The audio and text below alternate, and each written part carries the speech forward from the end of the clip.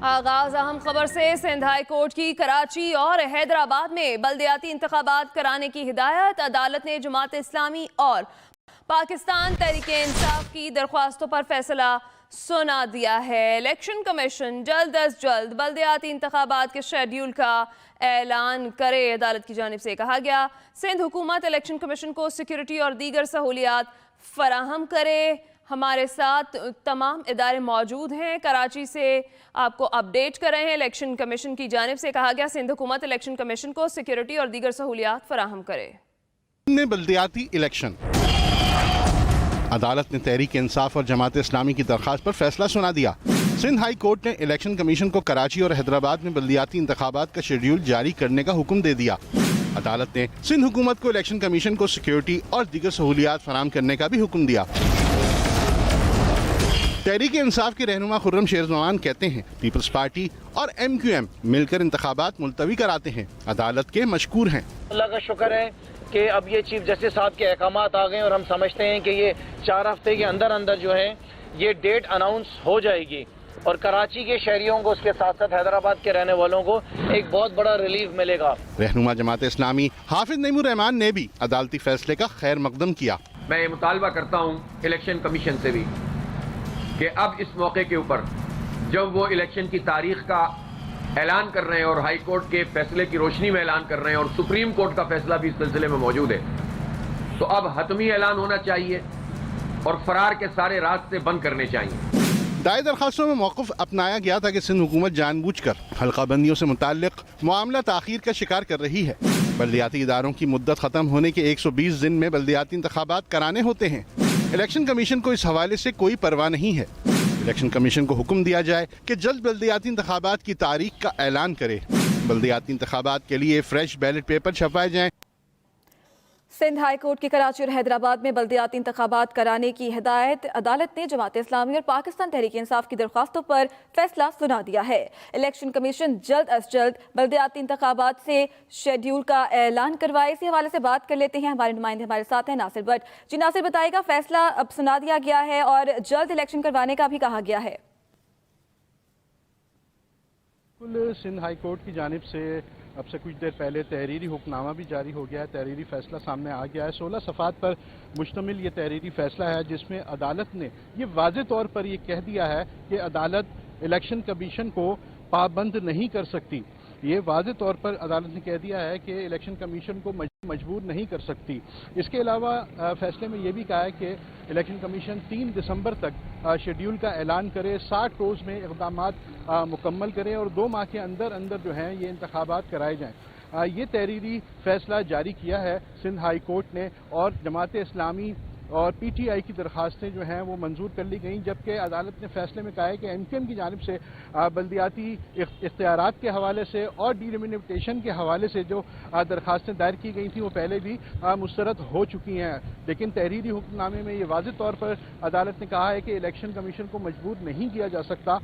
تاہم election commission جو ہے وہ 3 دسمبر تک شیڈیول کا اعلان کرے اور 60 روز کے اندر اقدامات کرے تمام تر الیکشن کے حوالے سے، اور 60 روز کے اندر ہی جو ہیں یہ تمام تر چیزیں ہونی چاہیے۔ یہ اس وقت تحریری فیصلہ سامنے آیا ہے سندھ ہائی کورٹ کا جو 16 صفحات پر مشتمل ہے اور اس میں واضح طور پر عدالت نے یہ حکم دے دیا ہے۔ اس کے علاوہ اگر بات کرتے ہیں سیاسی جماعتوں کے حوالے سے تو حافظ نعیم الرحمان نے اب سے کچھ دیر پہلے جو ہے یہ پریس کانفرنس میں مطالبہ کر دیا ہے کہ اگر جس طریقے سے نفری کا بہانہ بنا کر اور سیلاب کے حوالے سے چیزیں بتا کر حکومت ڈیلے ٹیکٹکس استعمال کر رہی تھی، لیکن انہوں نے مطالبہ کیا کہ چیف الیکشن کمیشن آئین کے تحت جو ہے وہ پاک فوج کو، رینجرز کو جو ہے سیکیورٹی کے لیے تعینات کرنے کا حکم دے سکتا ہے، اور انہوں نے مطالبہ کیا ہے کہ امن و امان کی صورتحال جو اس وقت شہر کی صورتحال ہے جہاں پر شہریوں کو بالکل سکون میسر نہیں ہے، لٹ جاتے ہیں، اس کے لیے بھی اقدامات جو ہیں وہ کرنے چاہیے۔ یہ واضح طور پر بات کی گئی اور خاص طور پر ایڈمنسٹریٹر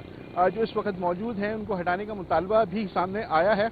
تو بات کرتے ہیں سندھ ہائی کورٹ کا جو فیصلہ ہے وہ 16 صفحات پر مشتمل ہے اور اس نے واضح طور پر کہہ دیا ہے کہ 3 دسمبر تک الیکشن کمیشن جو ہے وہ شیڈیول کا اعلان کرے۔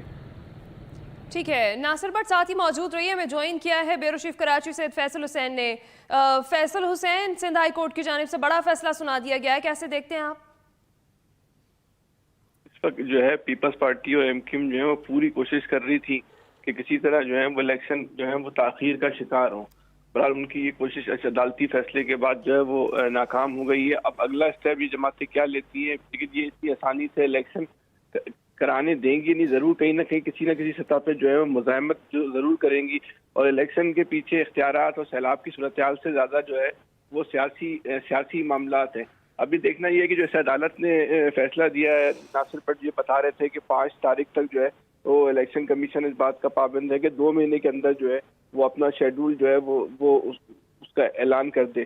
اگر الیکشن کمیشن اپنا شیڈول اعلان کر دیتا ہے، اب اس عدالتی فیصلے کے بعد ظاہری صورتحال میں تو ایسے ہی محسوس ہوتا ہے کہ الیکشن ہو جائے گا، لیکن جو حکمران جماعتیں ہیں وہ کسی طور پہ جو ہے وہ الیکشن کے پروسیس میں جو ہے وہ جانا نہیں چاہتی ہے، اس سے جو ہے وہ رائے فرار اختیار کرنے کی کوشش کر رہی. تو سید فیصل حسین یہ کہیے گا، عدالت کی جانب سے یہ بھی کہا گیا ہے کہ حکومت بھی الیکشن کمیشن کو سیکیورٹی اور دیگر سہولیات فراہم کرے، تو عدالتی فیصلہ بھی نہیں مانے گی سندھ حکومت؟ سیکورٹی کا تو ایسا کوئی ایشو نہیں ہے. جب سیلاب کا یہ لوگ تو بہانہ کر رہے ہیں کہ سیلاب کی وجہ سے ہم سیکورٹی نہیں دے سکتے. صورتحال تو یہ ہے کہ انہوں نے اسلام آباد میں جو ہے وہ دھرنا روکنے کے لیے کراچی پولیس کو جو ہے وہ اسلام آباد بھیجا ہوا. اگر سیلابی اتنا ان کے لیے اول ترجیح ہوتا تو دھرنا روکنے کے لیے اپنی سیکورٹی کیوں بھیجتے؟ اور اگر سیکورٹی انہوں نے وہاں بھیجی تھی تو 2 دن کے لیے وہ سیکورٹی کو روک لیتے اور وہ الیکشن کرا کے جو ہے وہ سیکورٹی وہاں چلی جاتی. کون سا وہاں پہ قیامت آ رہی تھی، وہاں کون سی جو ہے وہ بھارت جو ہے وہ حملہ کرنے جا رہا تھا. لیکن بنیادی مقصد جو ہے وہ الیکشن سے جو ہے وہ رائے فرار اختیار کرنا تھا. یہی ایم کیو ایم کہتی ہے کہ ہمیں اختیارات دیں. جس وقت آپ کی اور پیپلز پارٹی کے مذاکرات ہو رہے تھے اس حکومت میں، اور آپ کی حیثیت جو ہے ایک بادشاہ گر کی تھی، تو اس لمحے آپ کا ہی فیصلہ جو ہے حکومت بنا سکتا تھا، حکومت کو بچا سکتا تھا. عمران خان کی اور شہباز شریف کی حکومت کو جو ہے وہ بنا سکتا تھا. دونوں کام آپ کے ہاتھ میں آ گئے تھے. یہ اتنی طاقت جو ہے شاید ہی اس لمحے جو ہے جو اس وقت آپ کی تھی، ایم کیو ایم کی تھی، کسی کے پاس نہیں تھی. لیکن انہوں نے اس وقت جو ڈیل کی، کیا ڈیل کی؟ 2 کاغذوں پہ چند تحریریں لکھ کے سائن کروا لی.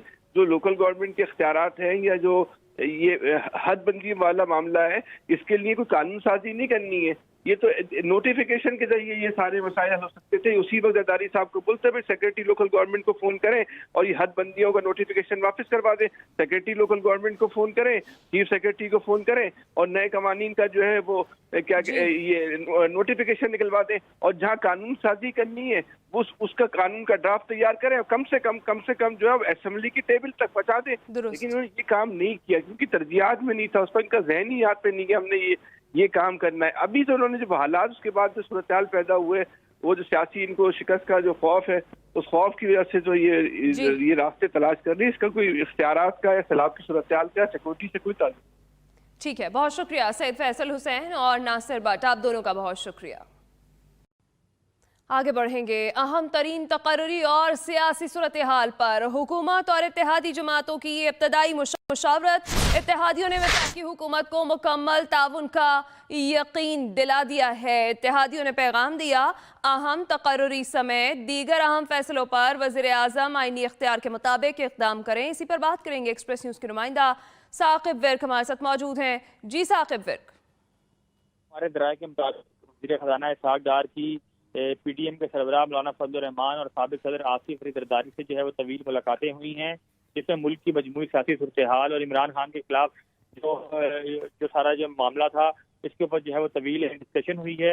اور اسی سلسلے میں آپ سے تھوڑی ہی دیر پہلے ایک اہم ملاقات جو ہے وہ ایوان صدر میں ہوئی ہے، جس میں وفاقی وزیر خزانہ اسحاق ڈار اور صدر مملکت ڈاکٹر عارف حلوی کے درمیان یہ اہم ملاقات ہوئی ہے، جس میں ملک میں جو سیاسی جو معاملات ہیں ان کو فہم و تفہیم سے حل کرنے پر تبادلہ خیال کیا گیا ہے. اور اسحاق ڈار نے وزیر اعظم شہباز شریف کا اہم پیغام جو ہے وہ صدر مملکت تک پہنچایا ہے اور اپنے پیغام میں یہ کہا ہے کہ صدر مملکت جو ہے وہ باہمی احترام اور سیاسی اعتدال کے لیے جو ہے وہ کردار ادا کریں. اہم پیغام جو ہے وہ وزیر خزانہ اسحاق ڈار نے پہنچایا ہے صدر مملکت تک وزیر اعظم شہباز شریف کا، کیونکہ وزیر اعظم شہباز شریف جو ہے اس وقت کورونا کے باعث قرنطینہ اختیار کیے ہوئے ہیں، تو ان کی جگہ وزیر خزانہ اسحاق ڈار نے جو ہے وہ ملاقات کی ہے صدر مملکت ڈاکٹر عارف حلوی سے. اور ان کو اپنے یہ پیغام میں یہ بھی کہا ہے کہ جو آئینی اور قانونی امور پر جو ہے وہ ڈیڈ لاک جو ہے وہ نہیں ہونا چاہیے. اور حکومت نے یہ پیغام جو ہے وہ پہنچا دیا ہے ایوان صدر تک، جس پر جو ہے صدر مملکت کی جانب سے بھی یہ جواب آیا ہے کہ جو سیاسی امور ہیں ان کو بہتر ماحول اور قانونی جو آئینی دائرے میں ہی حل کیا جا سکتا ہے. یہ ہمارے ذرائع نے ہمیں بتایا ہے کہ اہم ملاقات اب سے تھوڑی ہی دیر پہلے ہوئی ہے. کل بھی اہم ملاقاتیں ہوئی تھی اہم تقرری اور ملک کی جو مجموعی سیاسی صورتحال ہے اس کے اوپر، جس میں جو وفاقی وزیر خزانہ ہے اسحاق ڈار وہ اہم رول پلے کر رہے ہیں، کیونکہ وزیر اعظم شہباز شریف جو ہیں وہ قرنطینہ میں ہیں۔ جی تو ثاقب ورک، تینوں بڑی جو اتحادی جماعتیں ہیں ان کی جانب سے آگے بھی مستقبل میں بھی ساتھ چلنے کی یقین دہانی کرائی گئی ہے؟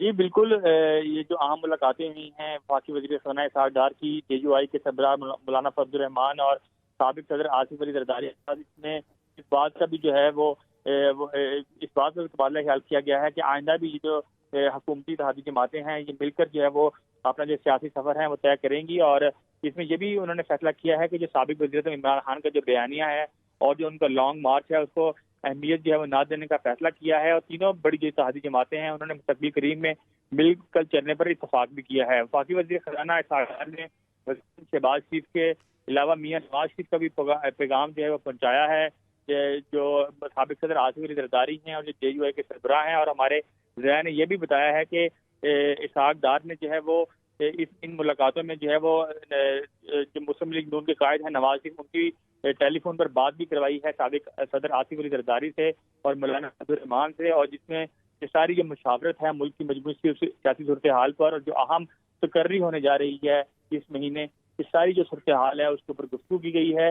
اور یہ جو ملاقاتیں ہیں ان کے بعد اسحاق ڈار جو ہیں وہ ایوان صدر گئے ہیں اور وہاں پر ان کی صدر مملکت سے اہم ملاقات ہوئی ہے، اور ملاقات میں انہوں نے وزیر اعظم شہباز شریف کا جو اہم پیغام ہے وہ پہنچایا ہے صدر مملکت تک۔ جی بہت شکریہ ثاقب ورک، آپ تفصیلاً آگاہ کر رہے تھے۔ PTI کی جلسے اور دھرنے کے لیے NOC کے اجراء کی درخواست پر اسلام آباد ہائی کورٹ میں سماعت ہوئی۔ PTI کو جلسے کی تاریخ اور وقت سے آگاہ کر کے انتظامیہ سے اجازت لینے کی ہدایت دی گئی۔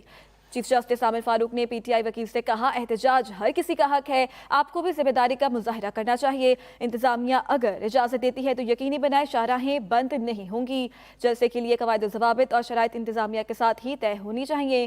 PTI اور تاجروں کی یکجا درخواستوں پر سماعت 22 نومبر تک ملتوی کر دی گئی ہے۔ PTI کی جلسے اور دھرنے کے لیے NOC کے اجراء کی درخواست پر اسلام آباد ہائی کورٹ میں سماعت ہوئی۔ PTI کو جلسے کی تاریخ اور وقت سے آگاہ کر کے انتظامیہ سے اجازت لینے کی ہدایت کی گئی ہے۔ چیف جسٹس عامر فاروق نے PTI وکیل سے کہا، احتجاج ہر کسی کا حق ہے، آپ کو بھی ذمہ داری کا مظاہرہ کرنا چاہیے۔